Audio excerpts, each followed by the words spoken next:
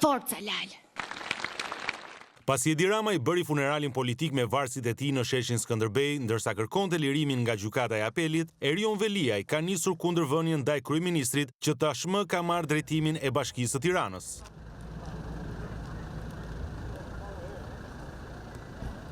Nga qelia e paraburgimit të Durrësit, Veliaj ka shbërë vendimin e Ramës për caktimin në krye të bashkisë të Anuela Ristanit dhe në vend të saj ka emëruar Sara Goxhajn. Urdhri i Veliajt është firmosur dhe vulosur 2 ditë më parë, ndërsa kërkohet nga i gjithë aparati i bashkisë që të zbatohet ky urdhër. Lajmi dhe shkresa u botua fillimisht nga dosja Pikal, e cila shkruan gjithashtu se me marrjen e këtij njoftimi, kryeministri Edi Rama ka shkuar mbrëm në Bashkinë e Tiranës dhe ka urdhëruar protokollin të zhbëjë vendimin e Veliajt dhe ka vendosur kimin nga detyra të Sara Goxhajt dhe sekretarit të përgjithshëm Alban Dokushi, i cili gjithashtu njihet si krau i djathi i Erion Veliajt dhe ditën e firmosjes së vendimit nga kryebashkiaku u thirr në SPAK për të dëshmuar. Veç përplasjes së dyshes Rama Veliaj, ky vendim ngre edhe një pikpyetje të madhe sa i përket funksionimit të Bashkisë së Tiranës si një nga institucionet kryesore në vend. Nga njëra anë është kryeministri Edi Rama që në mënyrë antiligjore ka marrë drejtimin e Bashkisë së Tiranës dhe urdhëron shkarkime, dhe nga ana tjetër Erion Veliaj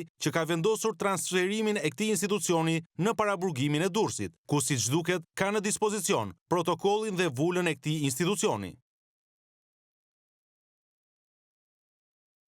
Kujtojmë që masa e sigurisë arrest me burg për Erion Veliaj është dhënë edhe me argumentin se qëndrimi i tij i lirë dhe në detyrë mund të dëmtojë provat, por pas porosive nga burgu për sulme ndaj njerëzve të drejtësisë, kjo shkresë provon faktin se Veliaj në qeli është me të drejta dhe kompetenca të plota siç në liri.